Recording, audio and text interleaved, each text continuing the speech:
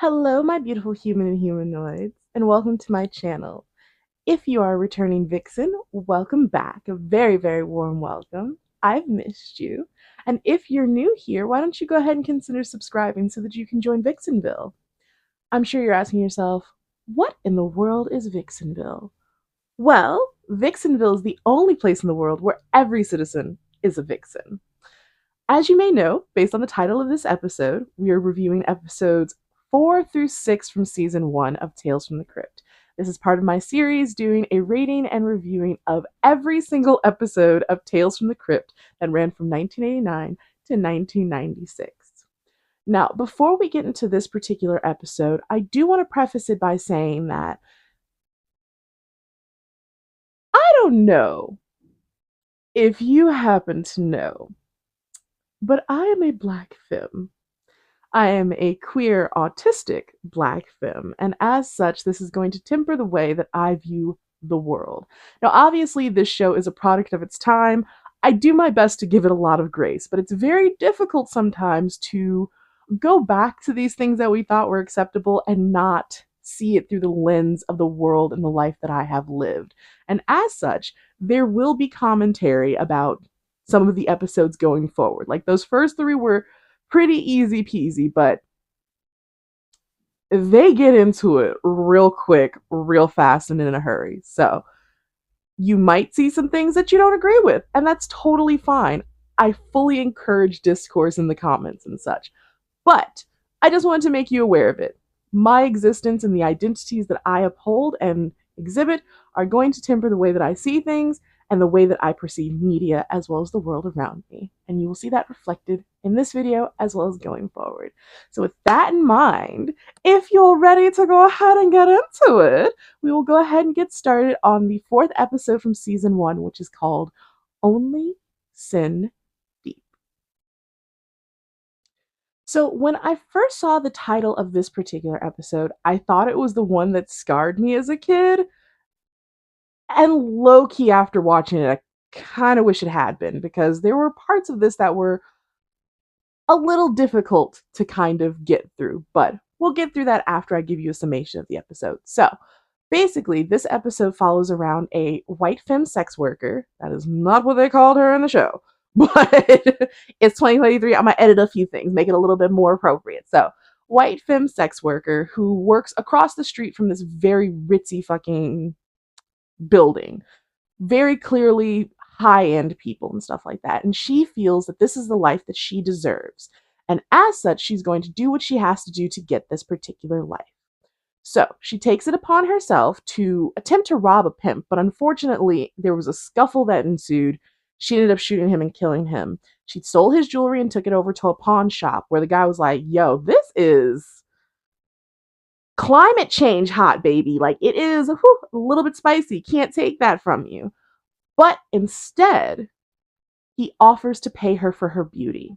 He says he'll give her $10,000. She just has to remember to come back and pay it back in 4 months. He takes her to the back. He makes a cast of her face. She goes about her merry way because she's like, I don't know what that means anyway. I'm going to go live my best life. So she goes back to the high rise with her $10,000. She got herself fancier clothes and stuff like that. She meets the man of her dreams. They fall in love together, and it's happily ever after. Until 4 months later, and it's time to pay the piper. And she remembers this because she looks in the mirror and she happens to see a wrinkle. So she goes back to the pawnbroker. She's like, hey, yo, what's good? I've come back to pay up my debt. I got this super rich husband. He can, boyfriend, whatever. He can definitely pay it up. Guy's like, ha, baby, due dates mean a thing. You were supposed to come in 4 months. That would have been April 4th. It is now April 5th. You were in default. I owe you nothing. She's like, you can't do this to me. My beauty is all I have, because as a woman in this world, your beauty is all that you have, apparently. And so she is like, I'll give you whatever. And he's all like, you know what? I'm feeling generous today. I'll give you back your beauty for $100,000. She's like, cool, bet. So she goes back to her apartment. She proceeds to attempt to rob this place. Now, once again, as I stated in the last episode, the time of these stories are very loosey-goosey, and this one is no exception. So she goes back. she's gathering up stuff to get her money or whatever instead of just talking to her partner. She's hiding her face in a veil because she's so wrinkled and old now. She's hideous.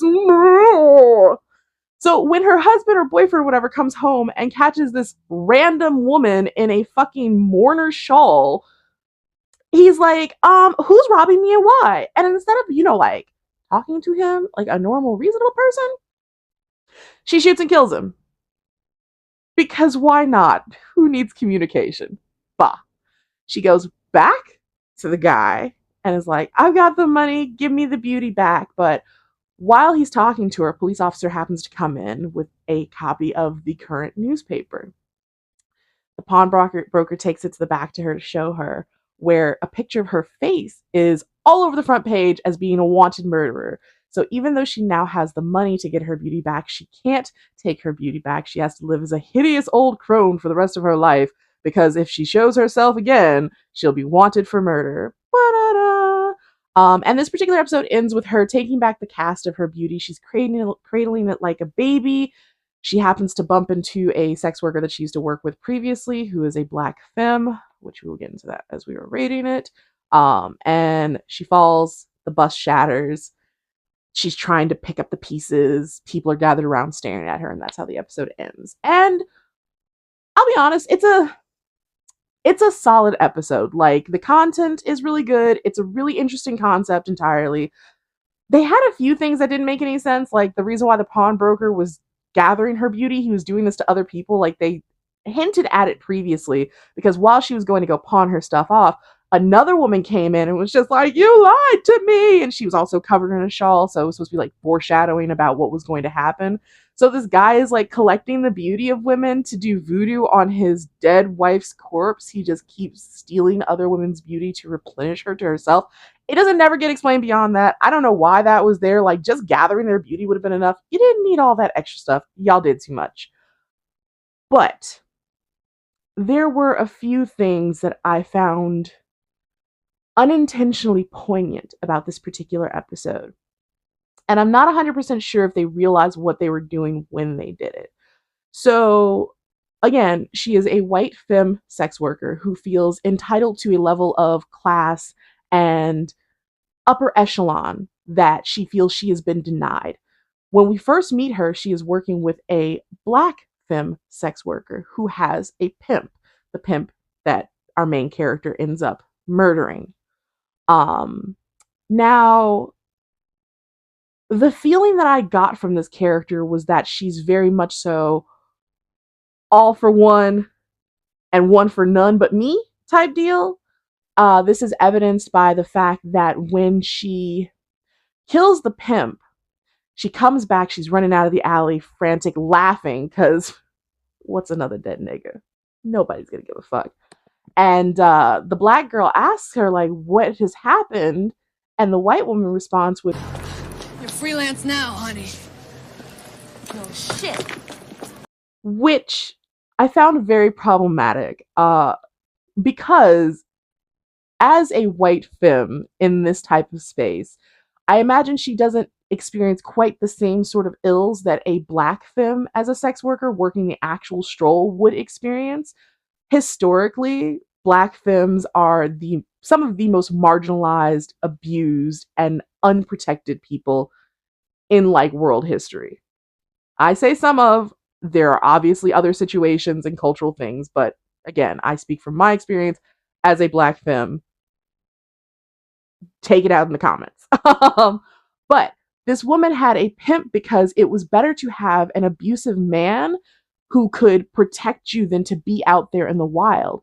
And so this white femme murdered her only source of protection and then posited it as if it was a good thing that she did, as if she had somehow set this woman free of all of her issues. Now, she got her happily ever after, right? She got the rich man. She could have walked downstairs and been like, hey, yo, homie, I got somebody for you too. But she didn't, because it was all about her. And it feels like an unconscious commentary on white feminism and the way that you will commonly see white women align themselves with black and brown femmes to meet their own ends, but once they get to the position of power that they want, they will immediately leave them to the wayside. So that was my big takeaway that I thought was like, oh, that is a gut punch. This is discomfort. I don't know if that's what you were trying to do, but reviewing this through 2023 eyes, that is very much so what you seem to be saying, at least to me.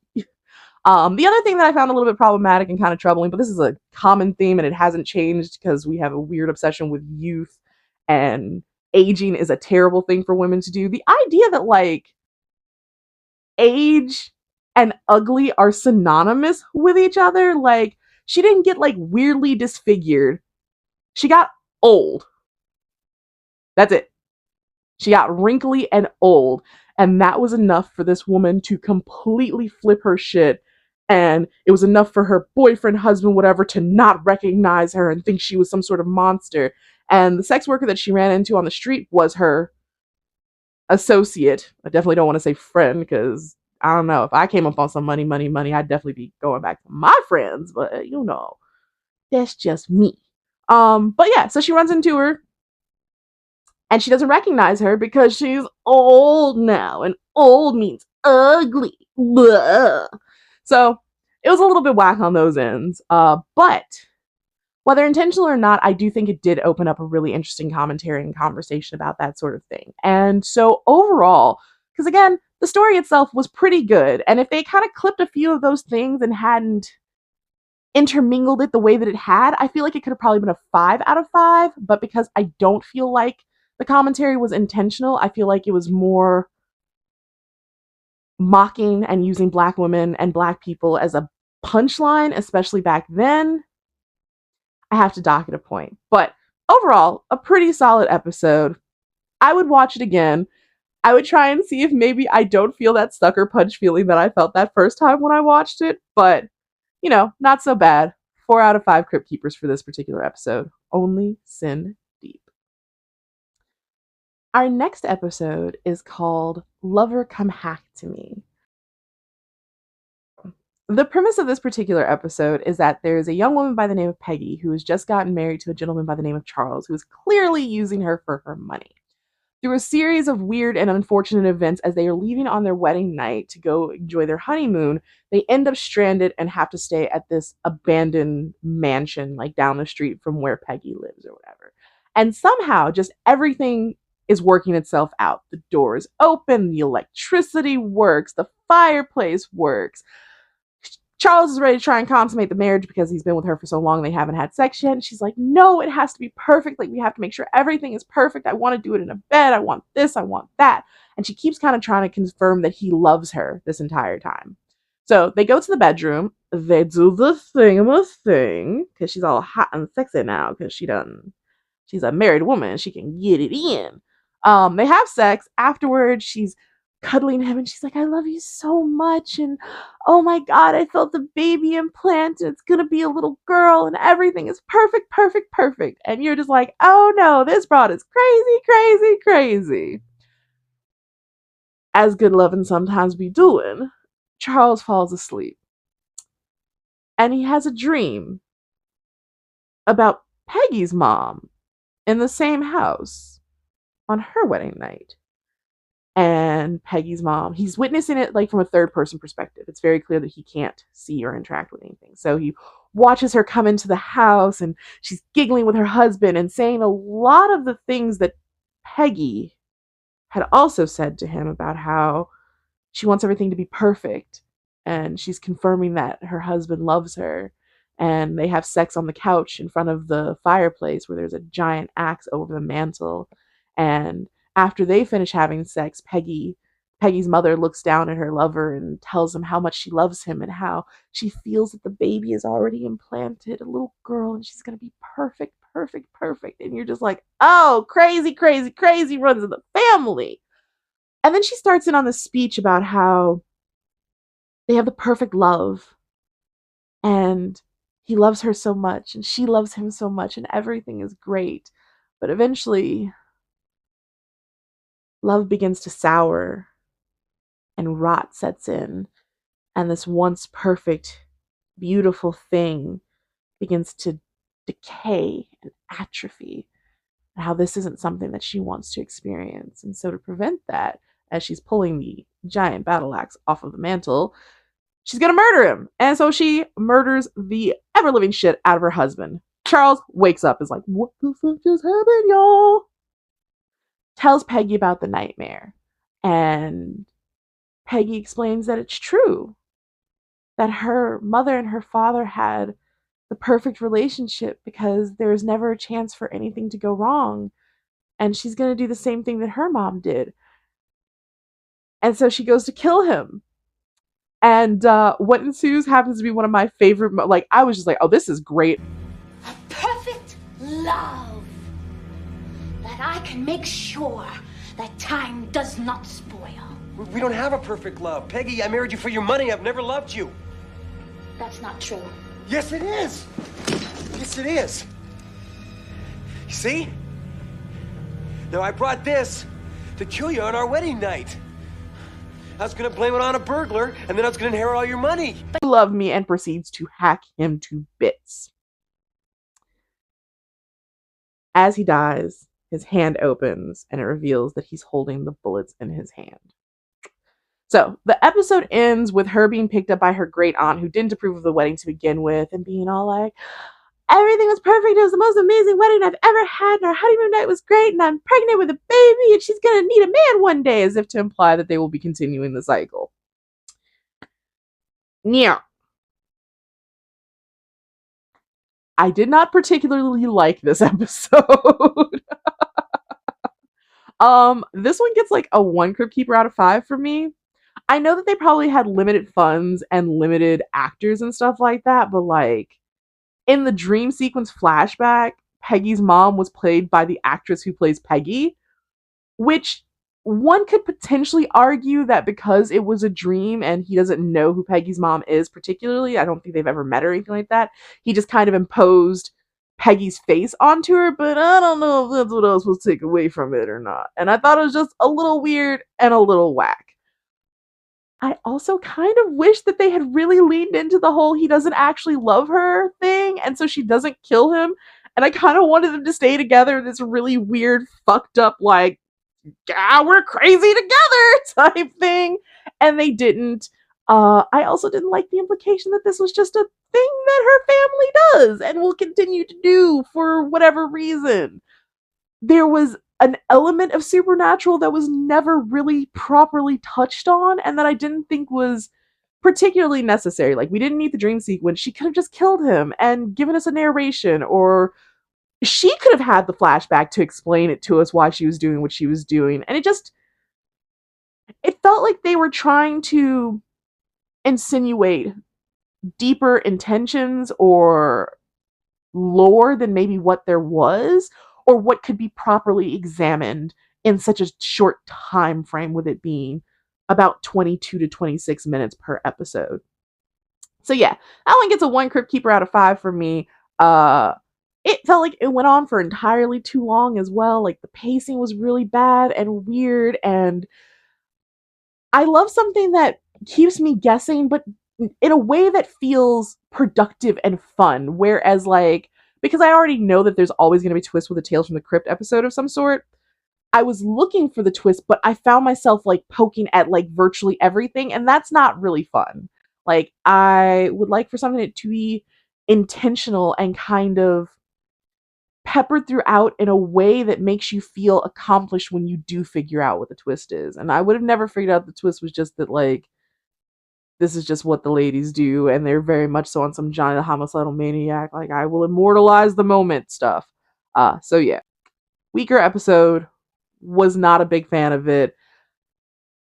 I hope this doesn't continue to be a trend, because, like, it'd be like, 1 good, 1 bad, 1 good, 1 questionable, 1 bad. Like, so we'll see how it goes going forward. But again, just like with All Through the House, as much as I find it to be a lesser quality episode compared to some of the other ones that I have seen thus far, it's still a pretty solid episode, all things considered. Just not one of my cup of teas or whiskey or anything else you want to throw out there. 1 out of 5 Crypt Keepers. Meh. All right. So that brings us to our final episode, Collection Completed. Now, this is another one of those ones that I can very vividly remember from my childhood. And honestly, it's a really short and sweet one. Like, I could give you a synopsis in 2 sentences. An old man retiree comes back home to spend time with his wife because he's retired, finds that he not only hates his wife, but he hates the friends that she has developed while he has been at work all the time in the form of animals. And so to pass his time, he decides that he is going to kill and stuff her animals. And so in response, she kills and stuffs him, which honestly, from my perspective, seems more than fair. This episode was a little bit fun and interesting. I will say it has that pervasive underlying message that a lot of media from that era and even onwards, like I recently was watching, I was getting my tires changed and I was watching Rules of Engagement on the TV that was at the tire shop. And it was just like, why do we keep showing married couples that don't like each other? Like, that just seems to be like a running theme. Like, married people don't like each other. I can't relate to that. I love my husband. I like the people that I choose to be with. I don't choose to be with people that make me feel bad or uncomfortable. So, but I also understand, like, from a socioeconomic standpoint, there was a level of security that was afforded to people being married. But, like, this is why capitalism is the devil, y'all. Y'all don't need to be spending your whole lives with people that y'all don't like. Like, he does not like his wife. Like, he didn't like the way that she prepared her breakfast, didn't like the way that she got ready in the morning, didn't like that she had all these animal friends. Mind you, he was never there and never spent time with her, and it was implied that they never had children of any sort. So she's just supposed to sit at home and wait in stasis until you return. Not that it seemed like you even wanted to return, because the entire time he's lamenting not being able to go back to work and stuff like that. Which, like, I hope that as people, we are moving away from that idea that work is our end all be all and that the only way that we have any worth as humans is if we are working, because, like, that's not what we were supposed to be doing. We done missed the plot. We done missed the whole plot, and just, it's not a cute look, and I don't like it. But you know, that's neither here nor there, I suppose. But yeah, so it was a fun episode. It was very much so leaned into the camp and the silliness. There's a character named Roy who's like their neighbor, and he comes over, he's trying to encourage like the husband to like find hobbies. He's like, you'll drive yourself crazy just sitting around doing nothing, and you'll destroy your backyard too, because like the husband's decided he's gonna take up pruning. That was the first thing he did, and he is just hacking off chunks of bushes, and by the end, like, there is no greenery on any of these shrubberies. So, you know, there's a couple times that Roy gives some real sassy, like, oh, this man is crazy, crazy, crazy faces. She's obsessed with animals. I don't like to air our dirty laundry out. I think she needs help. Now, by the way, I'd appreciate it if you didn't spread that around. Well, she's been that way since anybody in the neighborhood could remember. It's funny you wouldn't know. I seen her sitting on the green with a squirrel perched right on the top of her head. And it was like she was talking to him. Squirrels? God, that's disgusting. Tree rats, that's all they are. Pristine. And then the big reveal when, like, Roy comes by to visit them, and he's like, how's he doing? Did he pick up a hobby? And she's just like, yeah, we've decided that he should probably slow down and enjoy life more, and he's going to get to know all the animals so well. And she turns around in his lazy chair, he's like stapled together and all stuffed, and Roy's like, oh! So, you know, it was very silly, very over the top. One of my favorites. It did used to scare the bejeebers out of me as a child, but not so much as I'd seen it more when I got older. And now it's just hilarious, good fun. That one's a solid 5 out of 5 Crypt Keepers. Like, I really, really still like that one. I still don't understand why people be marrying people that they don't like. There are so many people in this world. Please, if you can, go find somebody you like. Like, go find somebody you like, baby. You deserve to be liked. You're probably not a bad person. I don't know you personally. Don't hold me to it. Don't be like, Violet says that I'm a great person. I'm just saying you deserve to find somebody that you like who likes you too. That's it. That's all I'm saying on record. So, But yeah, 5 out of 5 Crypt Keepers for collection completed. And that actually brings us to the end of season 1. It was a very short season, 6 episodes. Starting next week, we will be on season 2. I will probably be breaking these down into playlists of individual seasons, but going forward, you'll just see me continue with the numerical values as I have. So this has been episode 4 through 6. Next one will be episodes 7 through 9, so on and so forth until we get to episode 93. But I will do my best to link them up together in playlists by seasons as we go. So with that being said, what do you guys think? Do you guys remember any of these episodes?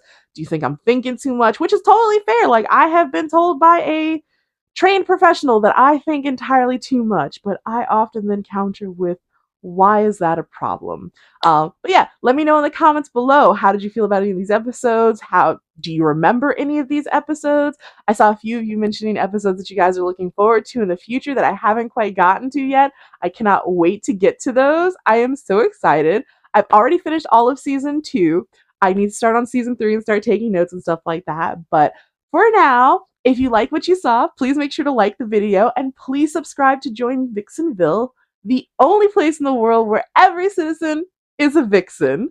And I will see you all next time. I love you. I love you. Mwah!